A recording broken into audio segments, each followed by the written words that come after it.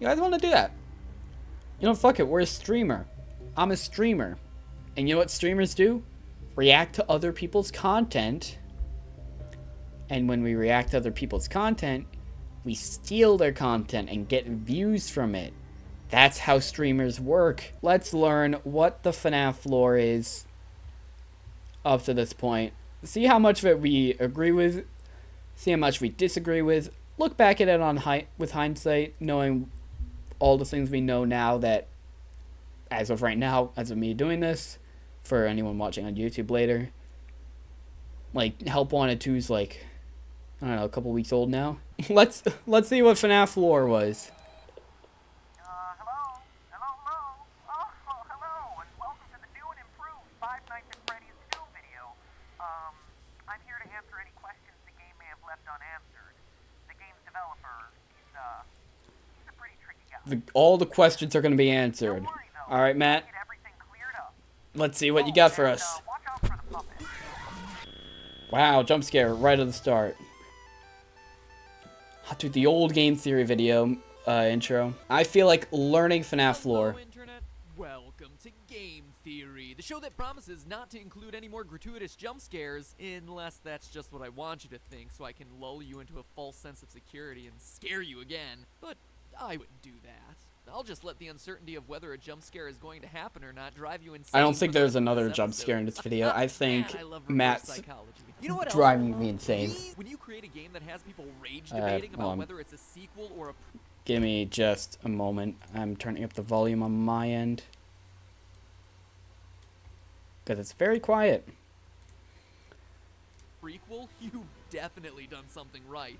Unless that was never your intent, in which case you've done something horribly, horribly wrong. Anyway, the point Right, is, I forgot. People had to argue over whether or not FNaF 2 was a sequel or a prequel. What were, like, the arguments for it being a sequel was just, like... What was the arguments for this game being a sequel? Because I know the arguments for being a prequel, like, 1987, toys were scrapped. I think the arguments for it being a sequel is just the fact that it's FNaF 2.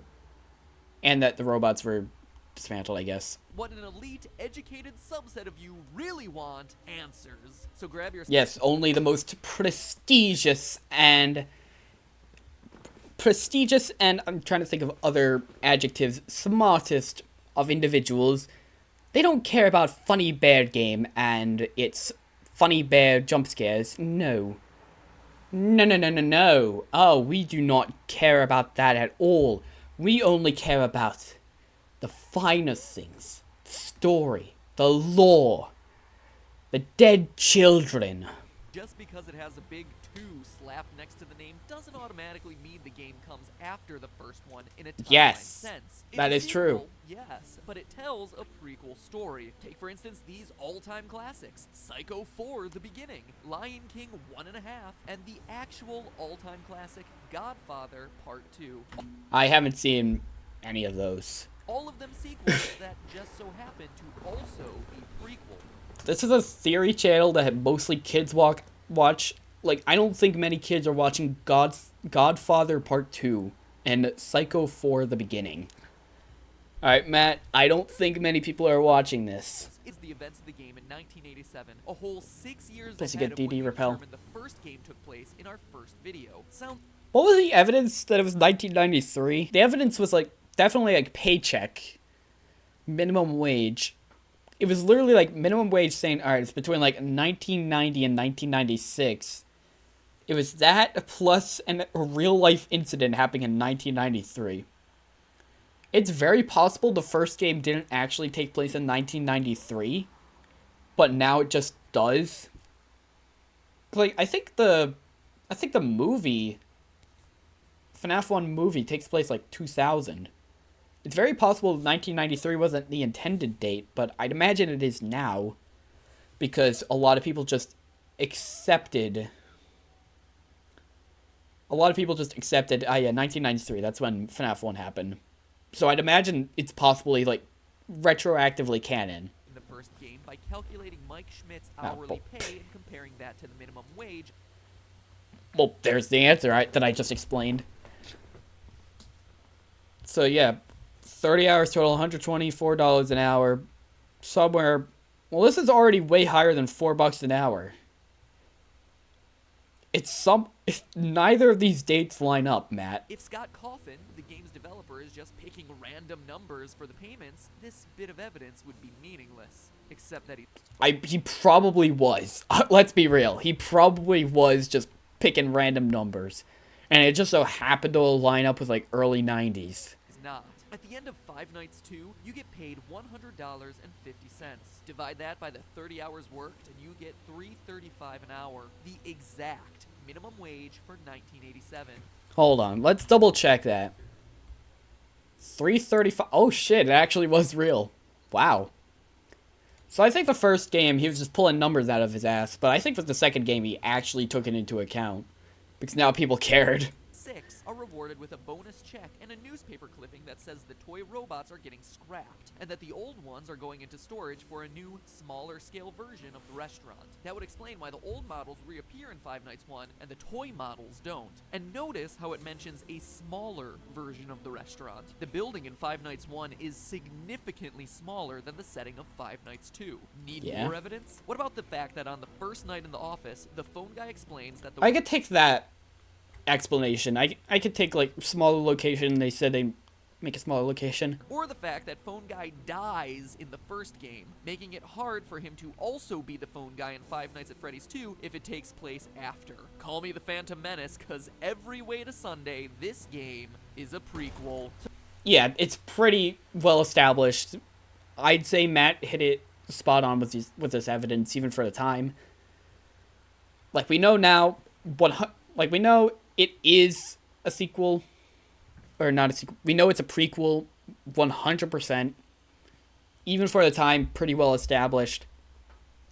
I'd say good job, Matt. Posters everywhere in Five Nights 2 welcome you to this new location, implying that there is new location, and pizza somewhere before. And that's why people thought it was a sequel. The phone guy makes reference to it on night 1, mentioning the old location and how it was left to rot. So we know that there was one Freddy Fazbear's Pizza for the first game, one for the second game, and one that came before both of them that we've never seen. But even before that, the phone guy also mentions an even older restaurant called Fredbear's Family Diner. He does, which, aside from its confusingly different name, also had different owners. So let me recap. There's the restaurant from the first game, which is the last in the timeline. The one that you're currently I don't think you need to recap something you said 30 seconds ago, Matpat. Fazbear's Pizzeria left to rot, and the original Fredbear's Diner.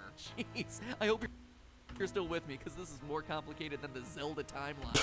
Is it more complicated than the Zelda timeline? Have you guys seen the Zelda timeline? Yeah, like, Zelda timeline, we got some weird-ass order until Ocarina of Time, in which it splits in 3. This is way more complicated.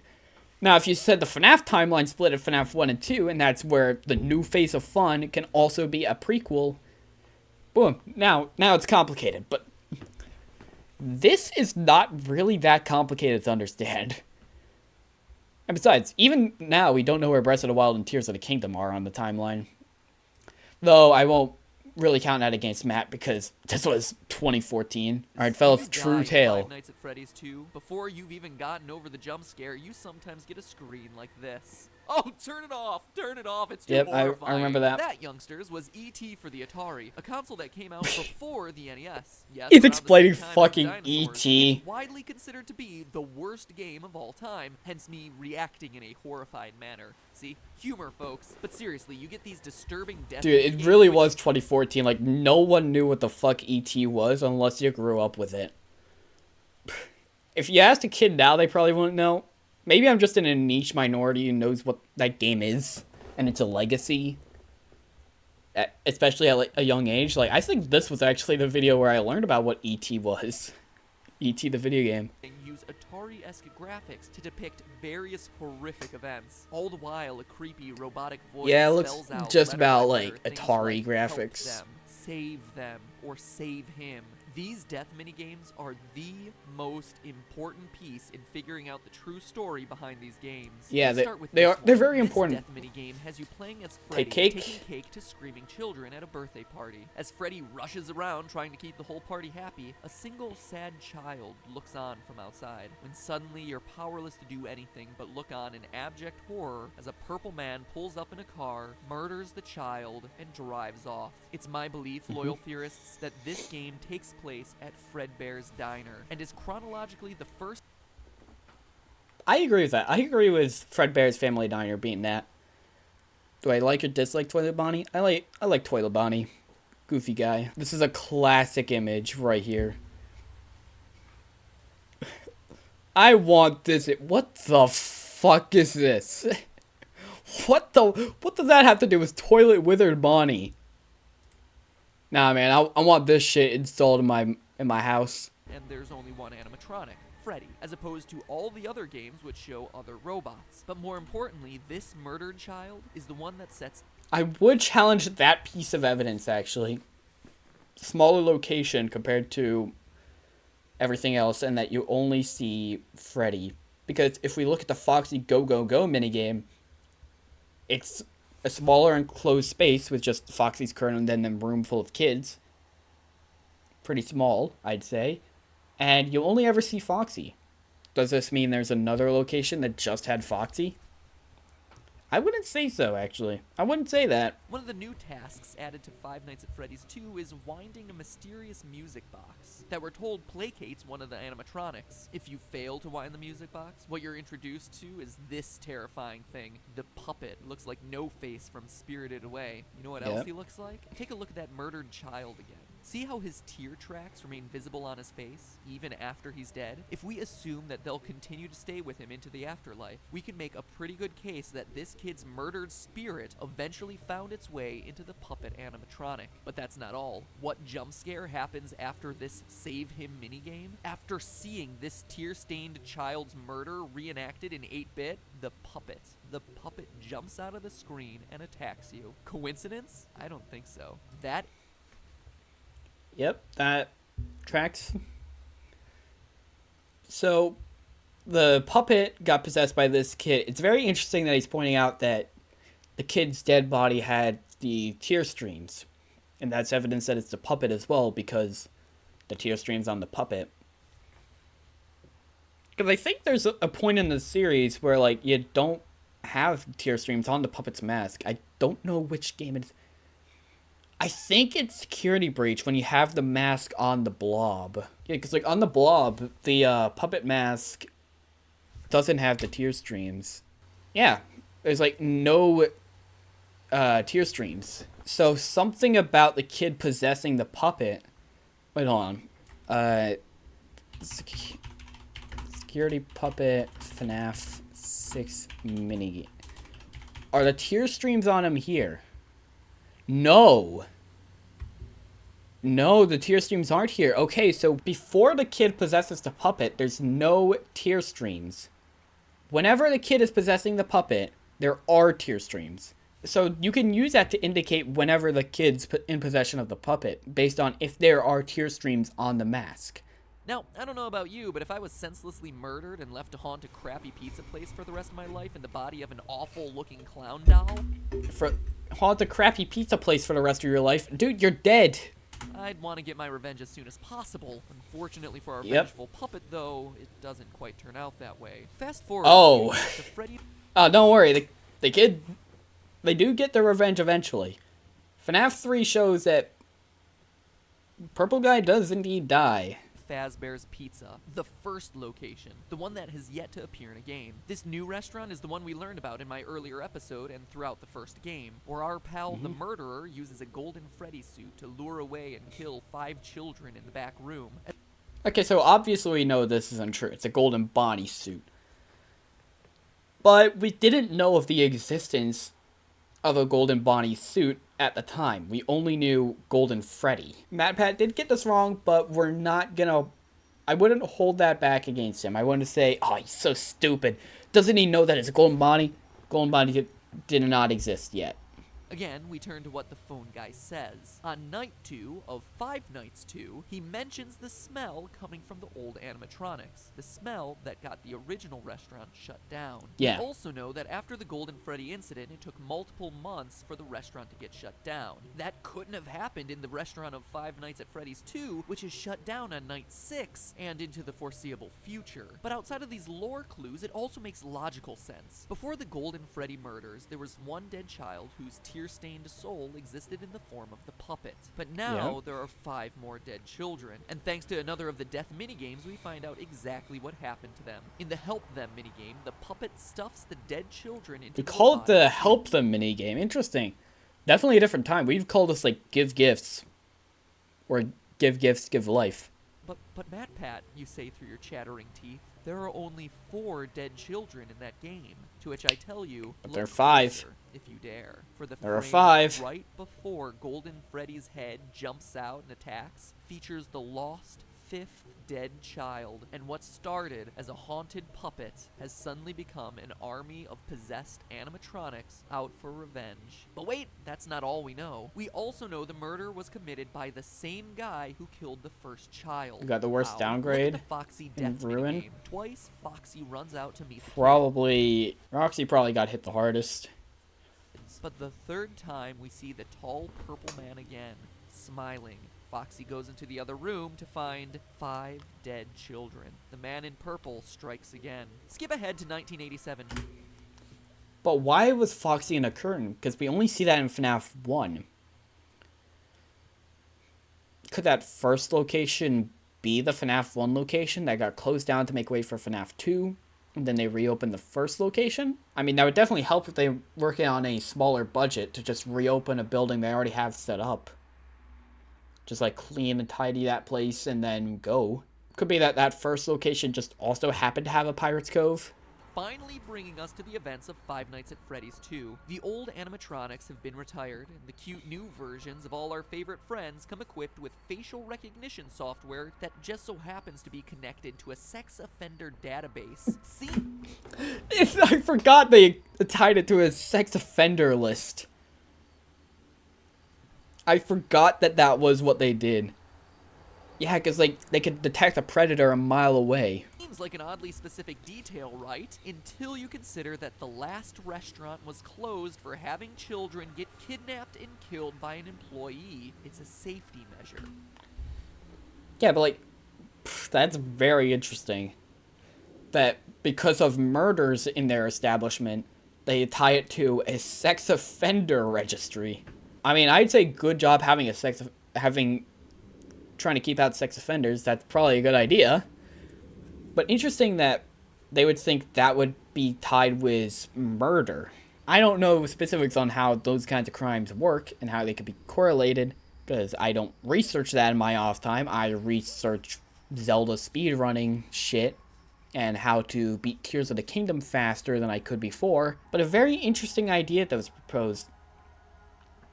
Like, why would they tie it You see how it all specifically ties to that? together? So you have some animatronics possessed by vengeful spirits and Yep. another batch on the prowl for predators. But that doesn't stop our friend the Purple Man from continuing his life's work of murdering children at... Which makes sense, because I'd imagine Purple Guy isn't tied to a sex offender registry. If there's anything he's tied to, it's just our general criminal database. Because, as far as we're aware, Purple Guy doesn't have any charges for any sexually related crimes. As we learn from the phone guy on nights 4 through 6, the new restaurant is once again under investigation as... Well, I'll let him explain. Hello. What on earth are you doing there? Didn't you get the memo? The place is closed down, at least for a while. Yep. Someone used one of the suits. We had a spare in the back, a yellow one. Someone used it. Now none of them are acting right. Yeah, that makes sense. So, he used the golden bonding suit, or as we knew at the time, Golden Freddy, and killed some kids. They got possessed or something, and then Now the robots aren't acting right because now they're possessed by dead children. Golden Freddy Killer struck again. The final death minigame also supports this. You, as Freddy, must walk through an exact replica of the building, animatronics all in their proper places, seeing the 5 dead children spread out through the various rooms. So I And think based there on what were Phone Guy 5 says, more it dead seems like the kids guilty party was in former the night FNaF guard, 2 the location. one who moved to day shift and the one your character replaced. I mean, Phone Guy makes plenty of uncomfortable references to suddenly having an available position during the day. He does. When we get it all sorted out, we may move you to the day shift. A position just became available. We don't have a replacement for your shift yet, but we're working on it. And then they get Is Fritz Purple Smith Man before really the place someone closed we've down. never met and who's only worked there a week? Or is it someone we trust? Someone with a long history with these characters? Someone no Oh, one boy. would suspect? The head guard. The one forced to fill empty positions and teach new recruits by leaving them instructions over the phone. Is the Purple Man the Phone Guy? That's the big question that Matpat tried pushing back in this era. Obviously, we know now Phone Guy is not Purple Guy. But the big theory he was trying to push is Phone Guy is the Purple Guy. I don't remember his evidence, so I'm willing to hear him out based on the knowledge we had at FNaF 2. Let's Ask hear it. yourself this. What do we really know about Phone Guy? Let's look at what he says. First, he always speaks like an outsider looking in. He refers to the management of the company as they. So Yeah, because he's just an he's employee. not a higher up like the CEO or even a manager. But he's also not a typical day worker, as he says things like the employees and the staff. So he works there, but isn't generally considered a regular member of the company. Is he? Like, he could just be referring to, like, the employees. You could still be talking about employees or the staff when he's just one of them. Sure, I guess you might be using a word like co-workers. Like, if I'm referring to the other people who work where I work, I wouldn't be saying the employees. I'd be saying my co-workers. So he is kind of like an outsider in a way. He's in, like, a weird position. He's, like, not quite, like, manager level, but he is above, like, random-ass night guards, day guards, or, like, pizza cooks or whatever. He's in a in-between position. We also know that he's qualified to take the role of a night guard. As we learn, he plans to take over the position sometime after night 6, and is Yep. on his way out of the position by the time the first game starts. For now, Yep, we know that. do the night. When the place eventually opens again, I'll probably take the night shift myself. I actually worked in that Yep, office that before. tracks. He is a night Finishing guard. out my last week now, After as a matter Fritz of gets fact. fired, What he else do takes we the know? position. Well, we know that the Phone Guy has a long history with the company, being with it at least since the first pizzeria that we haven't played in. He also openly admits that Foxy the Pirate was always his favorite, and that he has never liked the puppet because, as he says, it was always thinking. Yeah, I told you you wouldn't have any problems. Did Foxy ever appear in the hallway?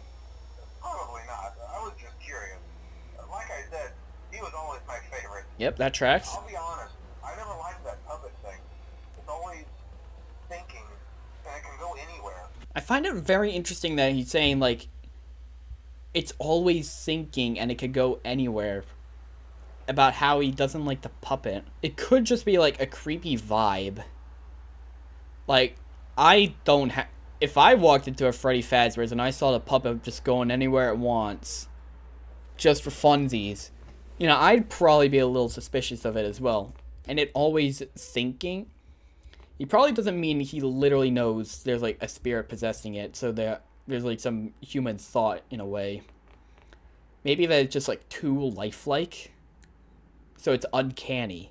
That's the explanation I might go with right now. Okay, but what do we know about the Purple Guy, the Golden Freddy Killer? Well, let's look at the minigames again. He has a long history with the franchise, killing since it was Fredbear Diner. We see him smiling as he watches Foxy perform, Phone Guy's favorite, right before... I think he's smiling because of the murders note, though, not because Foxy is his favorite.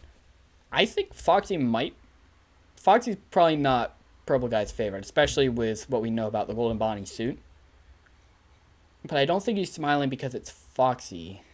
Before Foxy sees the room of dead children. We know that the puppet and the killer wouldn't get along, which would explain Phone Guy's discomfort around a creature that he describes as always thinking. And here's the bombshell. We know the killer is a security guard. How? On very rare occasions during the Save Them minigame, while Freddy chases the puppet, the Purple Man appears and chases you. Look on his chest. It's an orange badge, the kind that would be given to a security guard. Now look at his eyes. Notice the white spots? An odd, seemingly innocuous detail. But now look at Golden Freddy. Look deep into his dead, vacant eyes. What do you see? Two white spots. Pinpricks, really. Barely visible. They're there. And now finally, what do we see? What's that evidence pointing toward? Is Purple Guy in the Golden Freddy suit when we see him in FNaF 1? No! I think he just has white dots for eyes because that's just how the character was designed. I think he just has regular eyes. I do agree with the badge. I do believe he was a security guard. Phone Guy mentions there's a guy before you in FNaF 2. First guy finished his week but complained about conditions. We moved him over to day shift.